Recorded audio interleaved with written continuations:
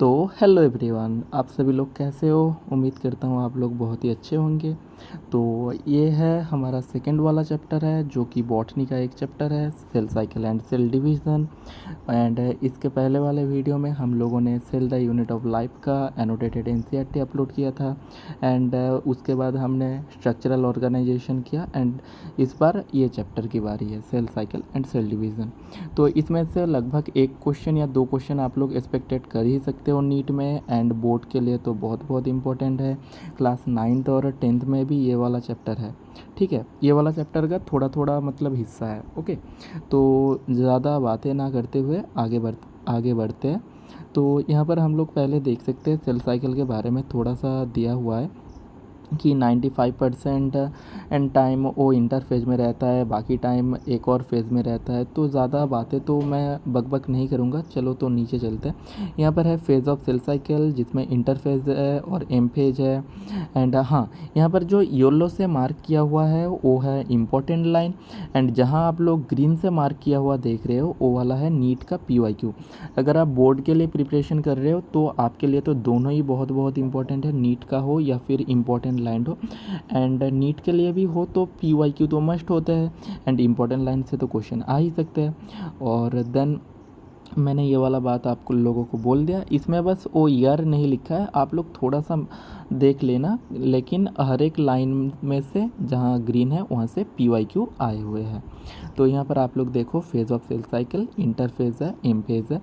And यहाँ पर green से G1 एस G2 इन सब के बारे में बोला हुआ है। देन हम लोग थोड़ा सा नीचे आएंगे, यहाँ पर G0 से फेज़ के बारे में हम लोगों को पता चल जाएगा। 95% टाइम जो इंटरफेज में रहता है तो उसी के बारे में हम लोगों ने यहाँ पर देखा। एंड देन उसके बाद बाकी जो 5% टाइम एम फेज़ में वो सेल बिताती है ताकि वो डिवाइड कर पाए। तो इसी वजह से जो जिसे हम मोस्ट ड्रामेटिक फेज़ कहते हैं तो ये वाला है वही एम फेज। तो यहाँ में से भी आप लोग PYQ देख सकते हो। इसको 4 हिस्सों में भाग किया हुआ है। तो यहाँ से हम लोग थोड़ा सा नीचे जाएंगे तो प्रोफेज के बारे में जान पाएंगे। फिर मेटाफेज इससे तो PYQ आया हुआ है, आप लोग देख सकते हो। एंड यहाँ से डायग्राम आप लोगों के लिए इम्पोर्टेंट है जो कि टेस्ट में आते हैं अक्सर। एंड देन हम लोग आते हैं एनाफेज में, इसमें से भी आया हुआ है PYQ। एंड देन ये वाला दो जो पॉइंट है ये तो इम्पोर्टेंट है। देन इसके बाद आ जाता है टीलोफेज में। एंड देन एम फेज जो हो गया जिसमें सेल डिवाइड हुआ। एंड देन साइटोकाइनेसिस जिसमें साइटोप्लाज्म दो हिस्सों में बढ़ जाता है। ठीक है, तो जैसे कि प्लांट में एक तरह से होता है, एनिमल में एक तरह से होता है। सेल प्लेट और क्लीवेज फारो जो होता है तो वहाँ से दोनों हो जाते हैं। देन इसके बाद सिग्निफिकेंट क्यू माइटोसिस होता है। देन उसके बाद आता है मियोसिस। मियोसिस को हम लोग दो हिस्सों में बांट सकते हैं, बांटा गया है मियोसिस 1 एंड मियोसिस 2। तो उसमें से भी मियोसिस 1 को ही prophase 1, metaphase 1, anaphase 1, telophase 1। And same meiosis 2 को भी वही सेम। देन यहाँ पर हम लोग मियोसिस 1 के बारे में जानते हैं जिसके अंदर prophase 1, prophase, metaphase, anaphase, telophase, ये चारों के बारे में आप लोग देख सकते हो। एंड ये वाला जो पेज है ये भर के इम्पोर्टेंट है क्योंकि इसमें से खूट कर मतलब बहुत ही अंदर अंदर से क्वेश्चन आते हैं। ठीक है, देन इसके बाद हम लोग देखते हैं, थोड़ा सा नीचे जाएंगे तो यहाँ पर एनाफेज और टीलोफेज के बारे में देख लो।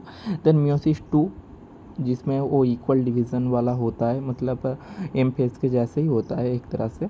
देन इसके 2 नंबर के बारे में हम लोग जान गए। एंड देन यहाँ पर नीचे सिग्निफिकेंट हो गया मियोसिस का। तो जैसा कि आप लोग देख सकते हो ये चैप्टर है बहुत ही छोटा वाला चैप्टर। यहाँ से हम लोग ख़त्म कर चुके हैं ये वाला चैप्टर। एंड देन मैं चाहता हूँ आप लोगों के लिए ये वाला फिर से एक बार वो स्क्रीनशॉट के लिए आप लोगों के लिए मैनेज कर दूँ। तो यहाँ पर पहले आप लोग देखो प्लीज़, मैं वो प्रिंट वाला लेता हूँ। ओके, तो यहाँ से ये है पेज 1। देन इसके बाद आ जाता है पेज 2। आप लोग पेज का स्क्रीनशॉट करके उसको तो एक PDF में कन्वर्ट ही कर सकते हो या फिर अपने खुद का NCERT एनोटेट कर सकते हो। और देन आते हैं ये वाला पेज पर। मैं ज़्यादा देर तो रुकूंगा नहीं क्योंकि वीडियो लॉन्ग हो जाएगा, आप लोग तो चाहो तो स्किप करके भी देख सकते हो। देन इसके बाद नीचे आते हैं, थोड़ा सा जूम, देन ये वाला, देन आते हैं ये वाला, देन आते हैं ये वाला पेज पे। तो इसी तरह से चैप्टर हो गया ख़त्म। एंड आप लोग एनोटेट कर लेना। एंड ये वाला जो मैं फिर से बोलूँगा कि ये PDF मेरा बनाया हुआ नहीं है, मेरे टीचर ने मुझे दिया है एंड मैं चाहता हूँ ये सबके पास पहुँचाना। एंड तो और तो कुछ नहीं बोलना है। आप लोगों का बहुत बहुत शुक्रिया। आप लोग चाहो तो सब्सक्राइब कर सकते हो। मैं और ज़्यादा कुछ बोलूँगा नहीं। थैंक यू सो मच आप सभी लोगों का।